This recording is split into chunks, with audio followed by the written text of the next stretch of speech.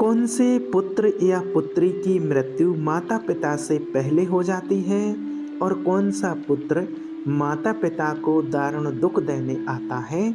सुनिए धार्मिक कहानी। प्रिय श्रोतागण, इस प्रकार की घटनाएं अक्सर हमें देखने को और सुनने को मिलती रहती हैं कि किसी पिता के सामने उसके जवान पुत्र की मृत्यु हो जाती है। किसी पुत्र ने अपने माता पिता को इतना दुख दिया कि इतना दुख शायद कोई शत्रु भी नहीं देता। आखिर ऐसा क्यों होता है?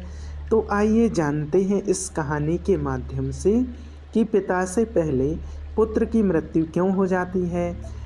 एक समय की बात है, हिमालय पर्वत के शिखर पर पक्षियों की एक विशाल सभा लगी हुई थी और उन समस्त पक्षियों में कुछ ज्ञान चर्चा चल रही थी। कुछ पक्षी प्रश्न करते थे और उनमें जो ज्ञानी पक्षी थे वह उन प्रश्नों के उत्तर देते थे।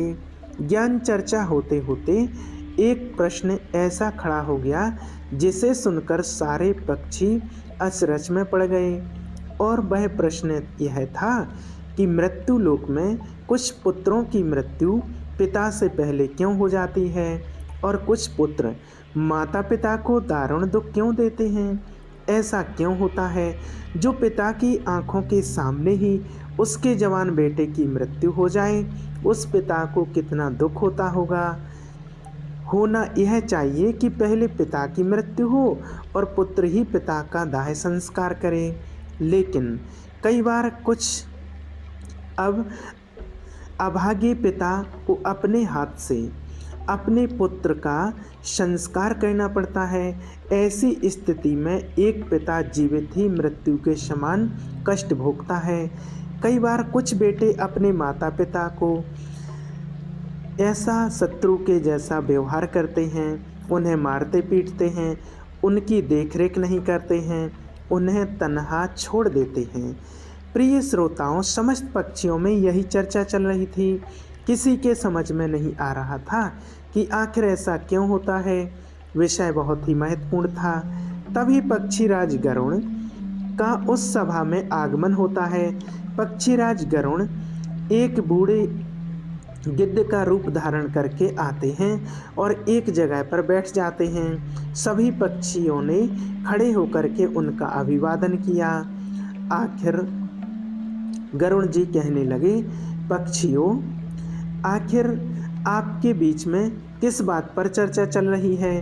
किस बात को लेकर आप इतनी उलझन में हैं? तब उनमें से एक पक्षी खड़े होकर कहने लगे, गिद्ध महाराज, हम यह जानना चाहते हैं कि हमारे बीच में आज का जो संवाद है वह यह है कि पिता से पहले पुत्र की मृत्यु क्यों हो जाती है।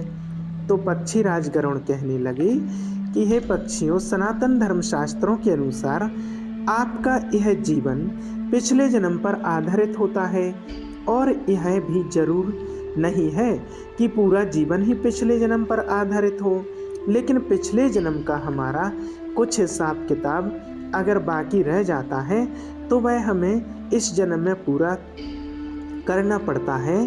प्रिय श्रोताओं, पहले हमें यह समझना होगा कि हमारा कर्म ही हमारी गति तय करता है, अर्थात आपके द्वारा किया गया कर्म ही आपके भविष्य को निर्धारित करता है। गरुड़ कहते हैं, पक्षियों, कर्म ही भविष्य को निर्धारित करता है और कर्म 4 प्रकार के होते हैं। नंबर 1 संचित कर्म, नंबर 2 प्रारब्ध कर्म, नंबर 3 आगामी कर्म और नंबर 4 वर्तमान कर्म। इन चारों कर्मों का अलग अलग फल होता है। इनमें से जो संचित कर्म होते हैं वह हमारी अगले जन्म में हमारे साथ रहते हैं और उन्हें कर्मों का फल हमें कभी कभी दुख और सुख के रूप में भोगना पड़ता है।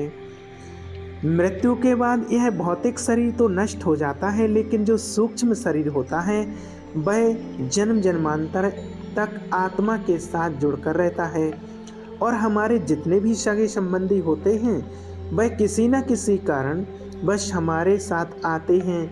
कभी किसी जन्म में, कभी किसी जन्म में भी सब हमारे कर्म का हिसाब चुकाने के लिए अलग अलग रूपों में आते रहते हैं। बूढ़े गिद्ध की बात सुनकर समस्त पक्षी कहने लगे, हे पक्षीराज, आपकी यह बात हमारी समझ से परे है, थोड़ा और हमें सरल भाषा में समझाइए। तो पक्षीराज कहने लगे, हे पक्षियों, ध्यान से सुनिए, मैं तुम्हें एक अद्भुत और रहस्यमयी कथा सुनाता हूँ। इस कथा के माध्यम से आपको यह जवाब मिल जाएगा कि पुत्र की मृत्यु पिता से पहले क्यों हो जाती है।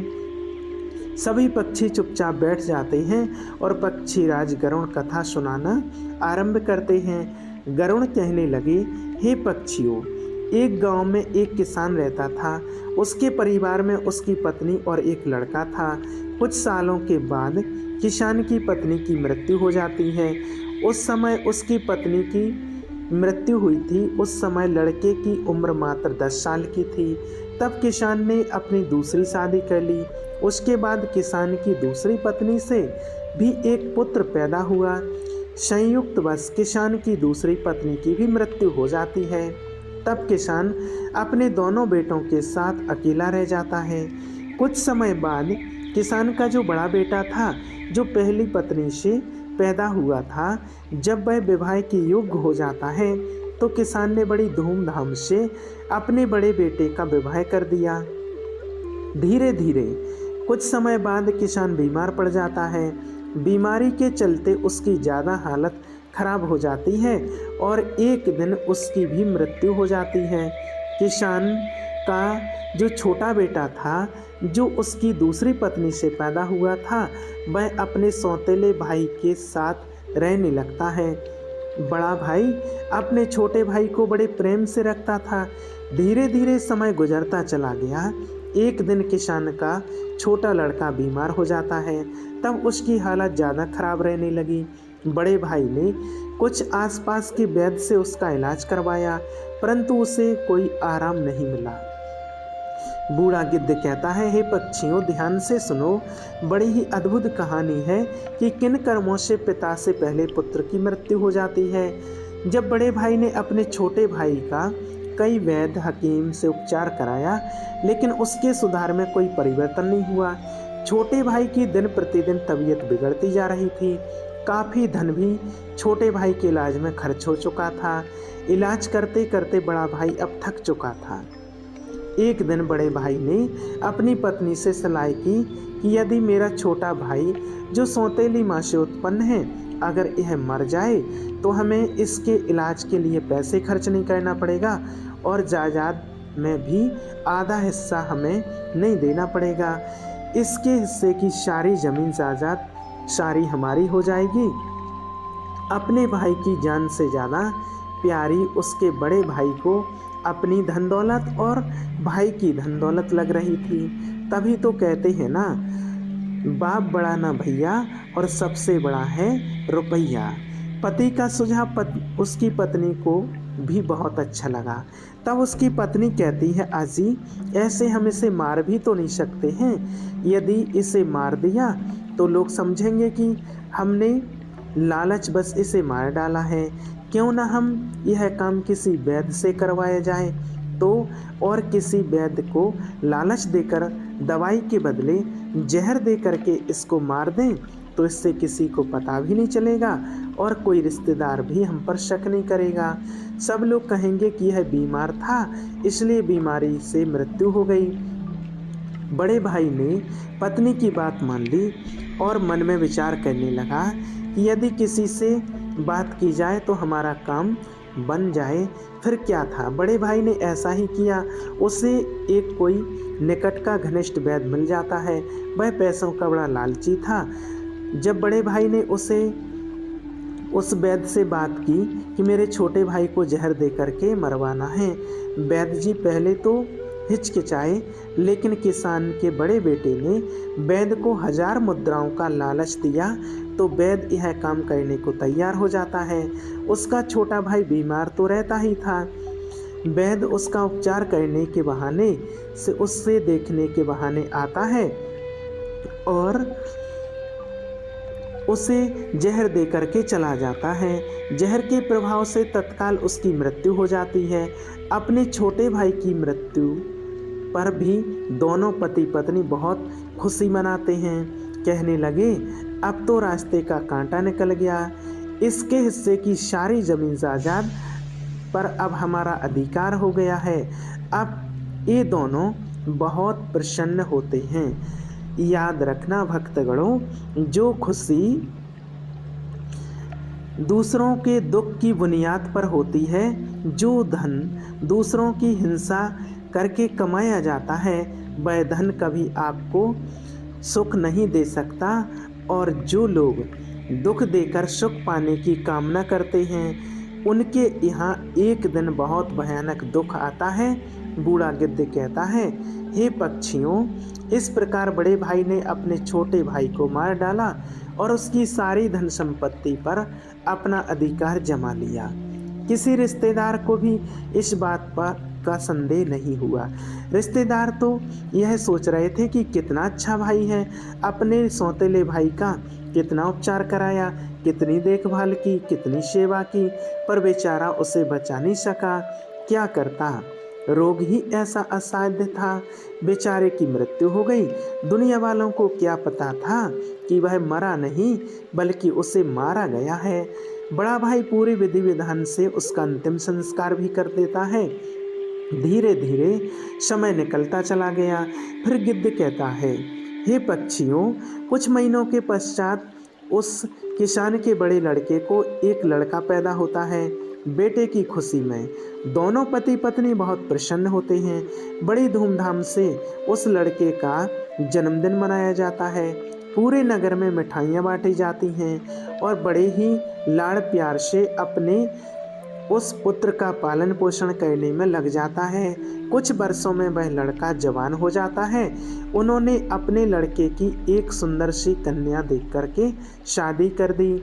बड़ी धूमधाम से किसान ने अपने बेटे का विवाह किया। बेटे की शादी में खूब धन खर्च किया। बेटे की बहू जब घर में आ जाती है तो वह लड़का कुछ दिनों के बाद अचानक से बीमार रहने लगता है। माँ बाप ने उसके इलाज के लिए बहुत से वैद्य को बुलाया, बड़े बड़े डॉक्टर को बुलाया और उसका इलाज कराने लगे। जिसने जितना पैसा मांगा उसको उतना पैसा दिया गया। सब कुछ दिया था कि लड़का ठीक हो जाए। अपने लड़के के इलाज में अपनी आधी संपत्ति तक बेच डाली, लड़का बीमारी से सही हो जाए इसलिए। परंतु कहते हैं ना, जिस पर जिसका जितना कर्ज है वह अवश्य चुकाना पड़ता है, चाहे कोई कैसे भी चुकाए। उस लड़के की दिन प्रतिदिन तबीयत खराब होती चली जा रही थी। लड़का बीमारी के कारण मरने के कगार पर आ गया। शरीर बहुत ज़्यादा कमज़ोर हो गया था, मात्र अस्थि पंजर ही शेष रह गए थे। लड़के को चारपाई पर लेटा रखा था और उसका पिता अपने कुछ रिश्तेदारों के साथ और अपनी पत्नी के साथ अपने पुत्र की दयनीय हालत देख करके उसकी तरफ देख रहा था। अपने रिश्तेदारों से कह रहा था कि यह क्या हुआ, मेरा इकलौता पुत्र है, भगवान ने मुझे किस बात की सज़ा दी है। देखिए श्रोताओं, इस समय वह लड़का बोल उठा। लड़के ने अपने पिता से बोला, भाई अपना हिसाब किताब बराबर हो गया, अब कफन और लकड़ी का हिसाब बाकी है, उसकी तैयारी कर लो। यह सुनकर के पिता ने सोचा कि लगता है बीमारी के कारण लड़के का दिमाग भी ठीक से काम नहीं कर रहा है। देखो ना, मैं उसका बाप हूँ और यह मुझे भाई बोल करके बुला रहा है। तब लड़का कहता है, नहीं भाई, आप मेरे बाप इस जन्म में हैं, मैं तुम्हारे पिछले जन्म का भाई हूँ। याद कीजिए, यह सभी रिश्तेदार बैठे हुए हैं। मैं तुम्हारा छोटा भाई हूँ, तुम्हारी सौतेली माँ का बेटा, तुम्हारा छोटा भाई जो संपत्ति के लिए आपने मुझे जहर देकर मरवाया था। अब वही संपत्ति बिककर मेरे इलाज में लग चुकी है। आपके ऊपर मेरा धन था, वह मैं धीरे धीरे अपने इलाज में लगवा चुका हूँ। यह सुनते ही उसका पिता एकदम से फूट फूट करके रोने लगा और कहता है कि हे मेरे तो कुल का नाश हो गया है। मैंने यह क्या किया, जो किया वह मेरे आगे आ गया। पर भाई मुझे यह तो बता दो, जो मैंने किया था वह तो मुझे देखने को मिल गया, पर एक बात मेरे समझ में नहीं आती है, किस तेरी पत्नी का क्या दोष है जो बेचारी विवाह कर तेरे साथ आई है? यह तो निर्दोष है, अब इसको जिंदा जलाया जाएगा। गिद्ध बोला, हे पक्षियों, उस समय सती प्रथा चलती थी, अर्थात जिसमें पति के मरने के बाद पति की चिता पर पत्नी को जिंदा जलाया जाता था। तब वह लड़का कहने लगा कि हे भाई, आप मेरी बात ध्यान से सुनो, सभी बैठे हुए रिश्तेदार और तुम सब मेरी बात ध्यान से सुनो। तुमने वैद्य को मेरे इलाज के लिए बुलाया था, उस वैद्य को तुमने कुछ पैसों का लालच दिया था और उसने मुझे जहर दिया था। जो दुष्ट पैसों के कारण किसी को मारता है तो उसको भी उसका फल भोगना पड़ता है। गिद्ध बोला, पक्षियों, वह लड़का कह रहा था कि जिस वैद्य ने मुझे जहर दिया था, तुम्हें उसके बारे में क्या पता है? तब उसके पिता ने कहा, बेटा, मुझे पता है, तुम्हारी मौत की 4 साल बाद वह वैद्य भी मर गया था। लड़के ने कहा, वही वैद्य मेरी पत्नी के रूप में मेरे घर में आया है, मेरे मरने पर इसे जिंदा जलाया जाएगा, इसको भी इसके कर्म का फल अवश्य भोगना पड़ेगा। हमारे जीवन में आने वाली प्रत्येक घटनाएं हमारे ही कर्मों की उपज होती है। हम जैसा बोते हैं वैसा ही हमें काटने को मिलता है। आज नहीं तो कल हमें हमारे कर्मों का फल जरूर मिलेगा। जीवन के हर कठिन प्रश्न का जीवन से ही हल मिलता है। जितना गहरा कुआं होगा उतना ही मीठा जल होता है। गिद्ध बोला, पक्षियों, ऐसा कहकर के वह किसान पुत्र मृत्यु को प्राप्त हो जाता है। उस किसान का दूसरा कोई पुत्र नहीं था, उसकी सारी संपत्ति का नाश हो जाता है। उसकी मृत्यु के बाद जो उसकी पत्नी थी उसको भी उसके साथ जिंदा जला दिया गया। उस बंदे को भी उसके कर्म का फल मिल जाता है जिसने लालचवश उसके साथ पुत्र को जहर दिया था। वह वैद्य मरकर उसकी पत्नी बना था और उसे भी मृत्यु के महाभयंकर कष्ट से होकर गुजरना पड़ा।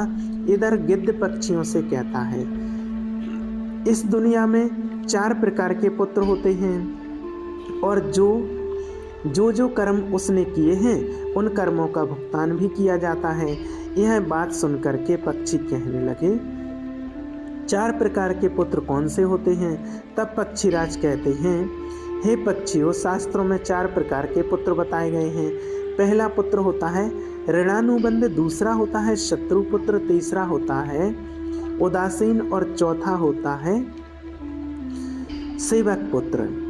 ध्यान रखिए, जो 2 पहले पुत्र हैं ऋणानुबंध और शत्रुपुत्र, यह दोनों आपके कर्मों के अनुसार ही आपके घर में जन्म लेते हैं, तो उनकी मृत्यु पिता से पहले हो जाती है। अगर किसी पुत्र की मृत्यु पिता से पहले हो जाए तो समझ लेना कि वह शत्रु पुत्र और ऋणानुबंध पुत्र पैदा हुआ है।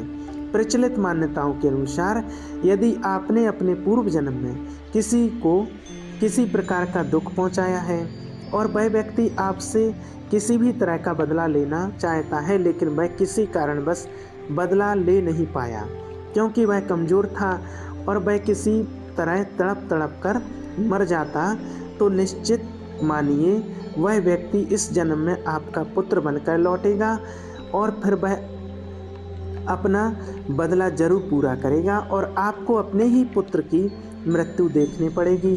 जरा सोचिए, अगर किसी के सामने उसके पुत्र की मृत्यु हो जाए तो उस पिता को कितना असहनीय दुख होता है।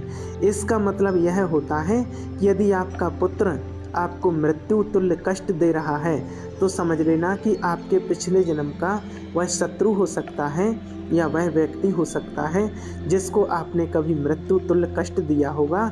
ऐसी संतान आपके जीवन को हर तरह से कष्टों से भर देती है, आपका जीवन नरक बना देती है। ऐसी संतान आपको मारती है, सताती है, आपके धन संपत्ति को कुकर्म के माध्यम से बर्बाद कर देती है और एक दिन आपको भीख मांगने पर मजबूर कर देती है। तो पक्षियों, इस तरह से पिता से पहले 2 ही पुत्र मरते हैं जो ऋणानुबंध होते हैं और शत्रु पुत्र होते हैं। अपने कर्मों का लेखा जोखा पूरा करने के लिए किसी के यहाँ आकर जन्म धारण करते हैं।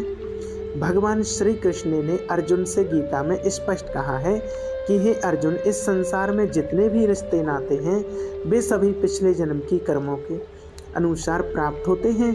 इस महाभारत में तुम्हें जितने भी तुम्हारे सभी संबंधी दिखाई दे रहे हैं, यह तुम्हारे और उनके कर्मों का लेखा जोखा है। इस संसार में 4 तरीके के पुत्र बताते हैं। जो 2 तरह के पुत्र होते हैं, ऋणानुबंध और शत्रु पुत्र, जिसके हम कर्जदार हैं, किसी का कर्ज हमने खाया है या किसी के पैसे लिए हैं और वह पैसे वापस नहीं दिए हैं तो वह पैसे हमें चुकाने पड़ेंगे। यदि इसी जन्म में चुका दिए तब तो बहुत अच्छा है, और यदि वह दूसरे जन्म में चले गए तो आपको भी यह दारुण दुख झेलने को मिलेगा। वह पुत्र के रूप में जन्म लेगा या भाई के रूप में जन्म लेगा या आपके प्रिय किसी सगे संबंधी के रूप में जन्म लेगा या फिर किसी न किसी रूप में आप उन पैसों को चुकाएंगे। आपको कर्ज तो जरूर चुकाना पड़ेगा ही, शाश्वत विधान है, यही प्रकृति का नियम है। हर क्रिया की प्रतिक्रिया जरूर होती है, और जो दूसरे तरीके का पुत्र होता है शत्रु पुत्र, वह भी आपसे बदला नहीं छोड़ेगा। आपके पास कोई गरीब रहता है, कोई कमज़ोर रहता है और आप ताकतवर हैं, उस पर आप अपना बल प्रयोग कर रहे हैं, उसे मृत्यु के समान यातनाएं दे रहे हैं, तो यह यातना उसकी आत्मा सहेगी। वह भी मौका मिलने पर आपको उतना ही भयंकर यातनाएं देगा और आप उन यातनाओं से आहत हो जाएंगे, चाहे वह पुत्र के रूप में, पिता के रूप में दे या पत्नी के रूप में। इस प्रकार से पहले वाले 2 पुत्रों की मृत्यु पिता से पहले हो जाती है और बाकी के जो 2 पुत्र होते हैं उदासीन और सेवक, उनकी मृत्यु पिता के बाद होती है।